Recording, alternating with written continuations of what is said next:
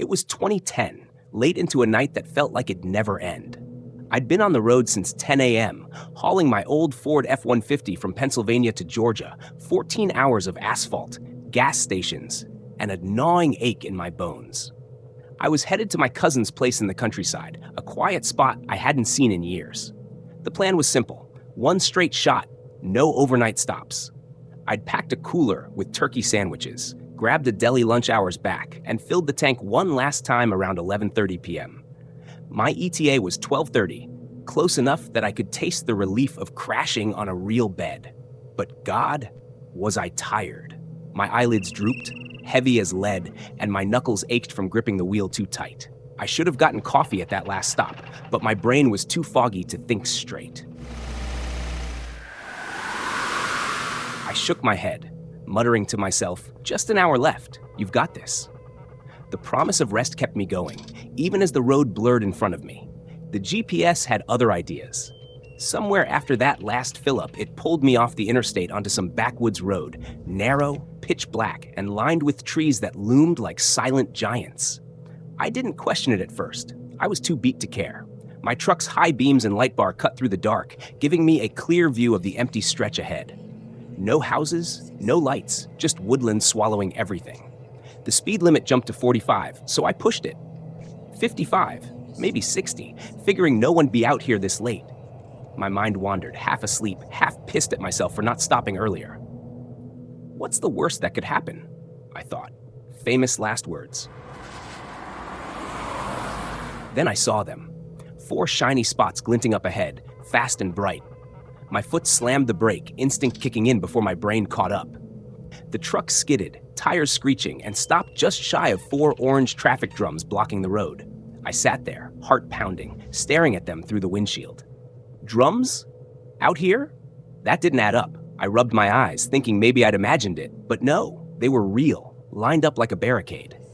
Then I saw something worse, a spike strip, sharp and gleaming, tucked right behind them. The kind cops used to shred tires. My stomach dropped. This wasn't road work. This was deliberate. I killed the engine, grabbed the baseball bat from the passenger seat, and stepped out. The air hit me, cold, damp, smelling of pine and something sour I couldn't place. "Who the hell sets this up in the middle of nowhere?" I whispered, my voice shaking more than I'd admit. My mind raced. Accident? Police sting? Or something uglier? I didn't want to find out, but I had to know. I edged closer to the drums, bat raised, every nerve on fire. That's when I heard it, a voice, faint and ragged, cutting through the stillness. Help. It came from the woods on my left, low and desperate. I froze, breath caught in my throat. My first thought was someone's hurt, car off the road maybe, trapped out there. But then the doubt crept in. Why no lights? No wreckage? I called out, "Hey, what's wrong?" My voice louder than I meant, echoing off the trees. Nothing, just the wind and that sour smell getting stronger. I stepped to the road's edge, peering into the dark. The truck's lights barely reached the tree line, but I saw it, a shape, crouched low behind some bushes, barely moving. Help me! My gut screamed at me to run, but my legs wouldn't budge. This isn't right, I thought. This isn't an accident. I didn't stare long. Something about that shape, its stillness, the way it didn't call back, set my skin crawling. I backed toward the truck, slow and steady, bat still up. My heart was hammering now, a dull thud in my ears. I told myself, "Get in, drive off, figure it out later." But as I reached the door, I saw them. 2 more shapes stepping out from the woods, tall and lean, moving toward me. Not running, not shouting, just walking, deliberate as hell. I yanked the door open, jumped in, and slammed it shut, locking it fast. Through the window, I watched them, silhouettes against the trees, closing the gap. My hands shook as I turned the key, the engine roaring back to life. "Who are you?" I yelled in my head, too scared to say it out loud. My mind spun. Hunters? Thieves? Psychos? I didn't know, but I wasn't waiting to ask. I didn't think. I acted. I jerked the wheel right, sending the truck off the road onto the dirt shoulder. The tires churned through mud and grass, bouncing hard as I swung around the drums and that damn spike strip. My chest tightened, half expecting them to chase, to block me. But they didn't move fast. I floored it, the speedometer climbing as I shot down the road. In the rearview mirror, I caught a glimpse. 3 figures now, standing by the drums, caught in the red glow of my taillights. They didn't run, didn't wave, just stood there watching. Then the road curved, and they were gone, swallowed by the dark. I kept driving, hands locked on the wheel, breath ragged. "You're out," I told myself. "You're safe." But I didn't feel it, not even close. I didn't stop until I hit my cousin's driveway, the clock ticking past 1 a.m. I stumbled inside, dumped my stuff, and spilled the whole story over coffee they forced me to drink. They laughed it off. "You were half asleep, man. Probably saw deer or something." I wanted to believe them, but I couldn't shake it. Those shapes weren't deer. That trap wasn't random. I stayed up all night, staring out their window at the empty fields, waiting for headlights that never came. Days later, I drove home a different way, avoiding that road like the plague. Years have passed, and I've never gone back. But every time I close my eyes, I see them. Those figures, standing silent, waiting. What if I'd stopped? What if I'd gone into those woods? I don't know who they were, crooks, killers, or something worse. All I know is I got out, for now. But some nights, I wonder if they're still out there, on some lonely road, setting their trap for the next guy dumb enough to drive through.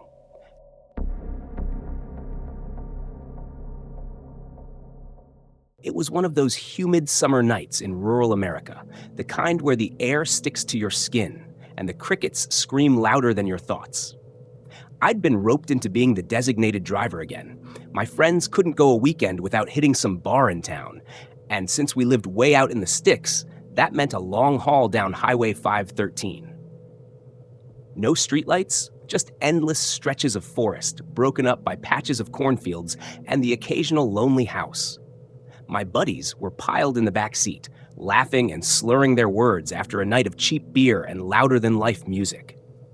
I kept my eyes on the road, hands tight on the wheel, wishing I'd stayed home with a movie instead. We were halfway back when one of them, a girl with wild hair and a voice that could wake the dead, started whining about needing to pee. "Pull over." She slurred, half laughing, half sobbing. I groaned, my patience already thin. "Can't you hold it?" I snapped, but the truth was, I was starting to feel the urge too. The others egged her on, giggling like kids, and I caved. I pulled the car onto the gravel shoulder, the tires crunching loud enough to cut through their noise. She stumbled out first, disappearing into the cornfield on the right, her silhouette swallowed by the stalks. I went the other way, across the road into the woods, because I couldn't stand the idea of anyone watching me, even drunk friends. I finished quick, shaking off the chill creeping up my spine as I stepped back onto the road. The woods felt too quiet. No owls, no rustling, just this heavy stillness that made my skin prickle. Back in the car, the two guys were belting out some rock song from the radio, their voices sloppy and off-key. I slid into the driver's seat, tapping my fingers on the wheel, waiting for her to come back. 5 minutes passed, then 10. I kept glancing at the cornfield, expecting her to stumble out any second, giggling about getting lost. But there was nothing, just the dark wall of stalks swaying in the breeze. "Hey, where's she at?" I muttered, more to myself than them. The guys didn't even look up, too caught up in their drunken karaoke. My stomach twisted. Something wasn't right. I stepped out again, cupping my hands around my mouth. "Hey, you good?" No answer. The taller guy in the back had a voice like a foghorn, so I yanked him out. "Scream for her," I said, shoving him toward the field. He bellowed her name, loud enough to echo, but the night stayed silent. My chest tightened. She was my friend, my responsibility. I couldn't just sit there. I grabbed the flashlight from the glove box, its beam shaky in my hand. "Come with me," I told the tall guy, my voice sharper than I meant it to be. He grumbled but followed, still half laughing like this was some big joke. The other one stayed behind, passed out across the back seat, useless as ever. We pushed into the cornfield, the stalks scratching at my arms, closing in like walls. The air smelled earthy and damp, thick with that sweet corn scent that usually felt comforting, but not tonight. I called her name again, softer this time, like I didn't want to wake something else up. The tall guy kept yelling, his voice bouncing off the rows, but it only made the silence between his shouts feel deeper. Every step made my heart pound harder. I kept telling myself she was fine, probably just drunk and lost. But then I heard it. A faint rustle, not from us. I stopped dead, grabbing his arm. "Shut up," I hissed. He snickered, swaying on his feet, but I wasn't laughing. My flashlight swept the field, catching nothing but green and shadows. The rustling came again, closer, like slow footsteps pacing us. My mouth went dry. "You hear that?" I whispered. He shrugged, too blitzed to care. I wanted to turn back, but she was out there. I had to keep going. We stumbled into a thin clearing, a narrow strip carved through the corn, barely wide enough for two people side by side. It didn't look natural, like someone had made it on purpose. My flashlight beam darted left, then right, stretching as far as it could. Nothing but more corn, endless and suffocating. I took a step forward, the tall guy trailing behind, his laughter finally fading as the booze wore off. That's when I heard it again. 3 distinct steps, crisp and deliberate, pushing stalks aside. I swung the light toward the sound, my breath catching. Legs stepped into view, boots caked with mud, jeans frayed at the hems. I thought it was her at first, relief flooding me for half a second. Then I moved the light up. It wasn't her. It was a man, tall, wiry, his face half hidden in shadow. I couldn't make out his eyes, but I felt them, cold and unblinking, locked on me. My stomach dropped. "Who the hell are you?" I wanted to say, but the words stuck in my throat. He didn't move, didn't speak, just stood there, a statue in the dark. Panic hit me like a freight train. I spun around and ran, shoving through the corn, not caring if I left the tall guy behind. My lungs burned, my legs screamed, but I didn't stop until I hit the car. I slammed into the driver's seat, hands shaking as I jammed the horn. The sound ripped through the night, sharp and desperate, over and over. The passed-out guy didn't even twitch, his snores mocking me from the back. I kept honking, my eyes glued to the cornfield, praying the tall guy would come out, and her with him. That man's face burned in my mind, those unseen eyes. That stillness. Was he following me? Was he still out there, watching? My head spun with questions I didn't want answers to. I should have stayed home. I should have said no to this damn drive. Finally, I saw movement. The tall guy burst out, dragging her behind him. She was limp, her head lolling, a dark gash glistening on her forehead. Blood. My heart stopped. "What happened?" I yelled, jumping out to help. He grunted, heaving her into the back seat. "She's out cold. Something hit her," he said, his voice tight, sobering fast. I stared at the wound, my hands trembling as I buckled her in. "Drive," he barked. "Hospital, now." I didn't argue. The 10-minute drive felt like hours. The road blurred past, my headlights cutting through the dark, but all I could see was her blood-streaked face in the rearview mirror. The tall guy yelled directions, his voice cracking with panic. "Faster! She's not waking up?" I gripped the wheel so hard my knuckles turned white, my mind a mess of guilt and terror. This was my fault. I'd stopped the car. I'd let her go out there alone. What if she didn't make it? And that man, who was he? Some farmer pissed we'd trespassed? Or something worse, something that didn't belong on a map? We screeched into the hospital lot, tires squealing. I ran inside, shouting for help while he carried her in. Nurses swarmed, whisking her away, and I sank into a plastic chair, my shirt damp with sweat. The tall guy paced, muttering to himself. Later, he told me what he'd seen, some figure dragging her through the corn, dropping her when he got close. He hadn't said a word in the car, too shocked to process it. I just nodded, numb, picturing that man's silhouette against the stalks.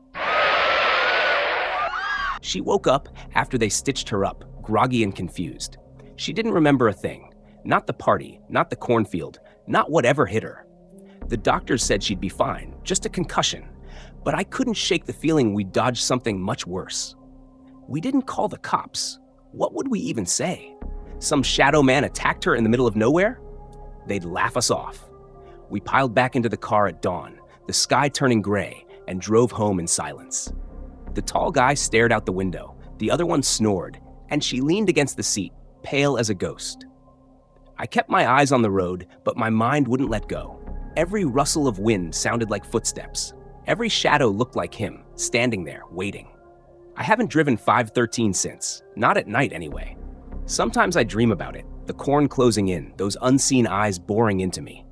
I wake up gasping, checking the locks, wondering if he's still out there, neck hidden in the fields. We got away, sure, but I'll never feel safe again. Not really.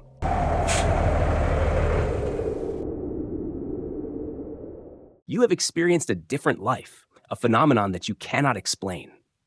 Why? If so, share your story in the comments section below, because someone out there has also experienced the same thing. Don't be afraid to like the video, subscribe to the channel, because the next story could be even more interesting. Share your story.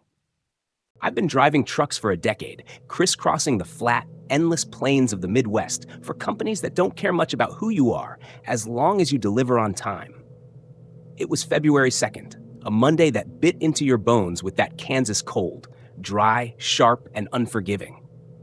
I'd taken a job with a warehouse outfit, hauling freight in a semi that rumbled like an old beast.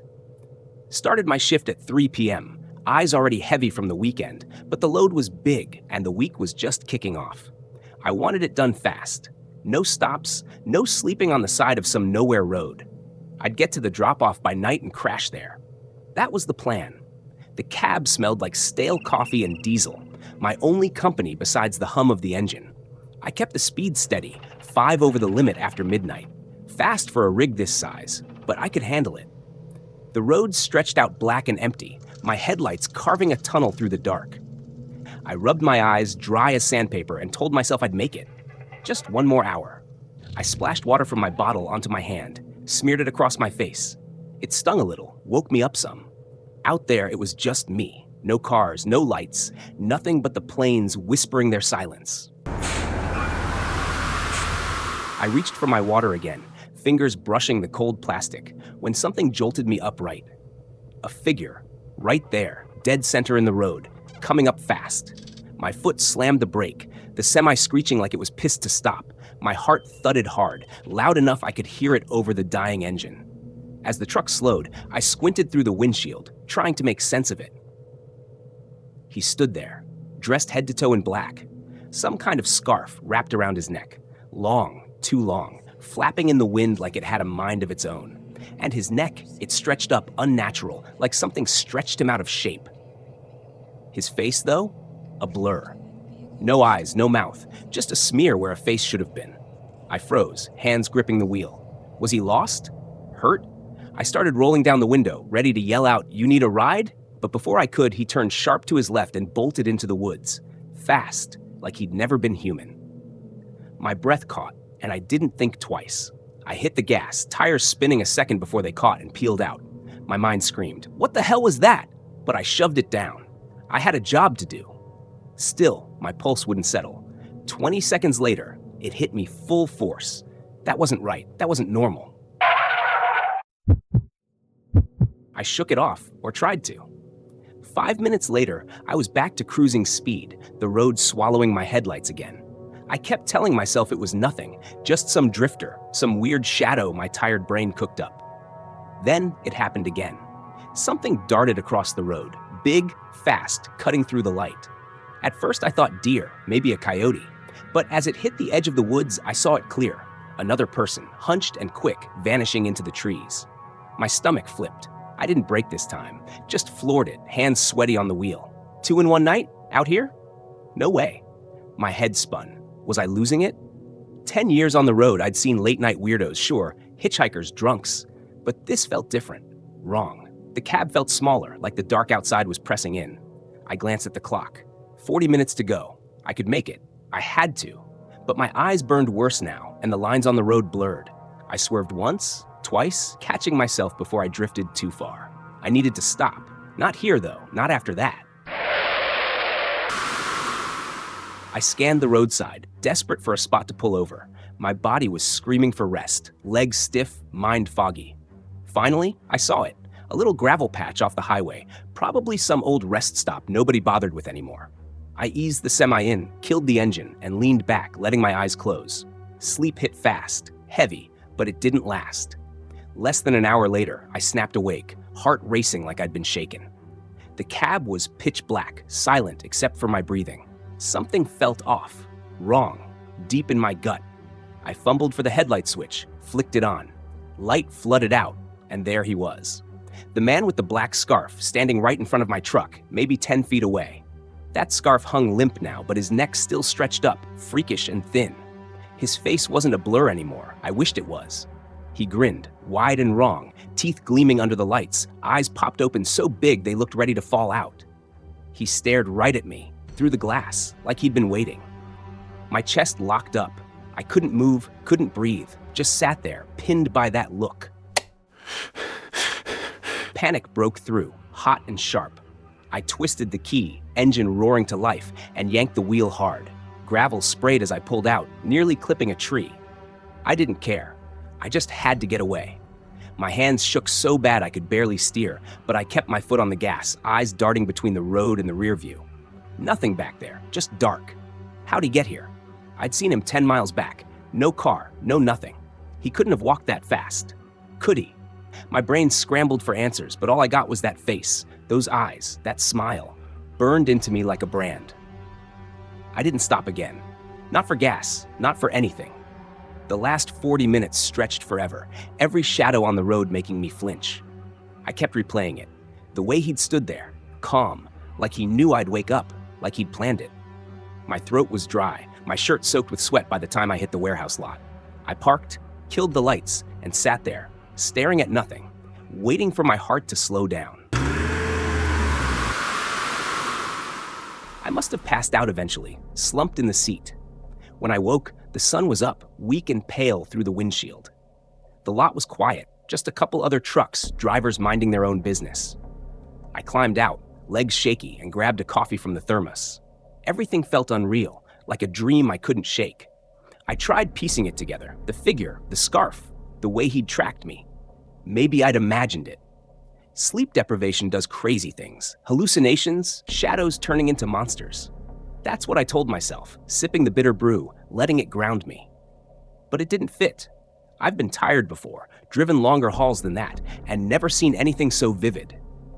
That smile wasn't a trick of the light. Those eyes weren't my imagination.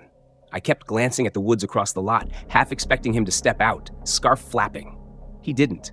Still, the weight stayed. Doubt, fear, a gnawing sense I'd brushed something I shouldn't have.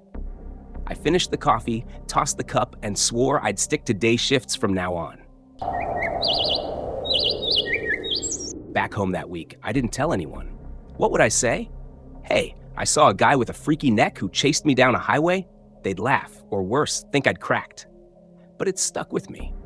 Nights got harder. Lying in bed, I'd hear every creak, every rustle outside, and wonder if he was out there. How'd he find me that second time? Was he following me the whole way, hiding in the trees, waiting for me to stop? Or was he something else? Something that didn't need to walk those 10 miles? I couldn't shake it, the idea that he wasn't done with me. Years later, I've got an office job, safe behind a desk. I don't drive at night anymore. Hell, I barely drive at all. But sometimes, on quiet evenings, I catch myself looking out the window, scanning the shadows. I never saw him again. Maybe he was just a ghost in my head, born from exhaustion and a lonely road. Or maybe he's still out there, standing on some highway, scarf swaying in the wind, waiting for the next tired fool to roll by. I don't know. All I know is I'll never take that road again.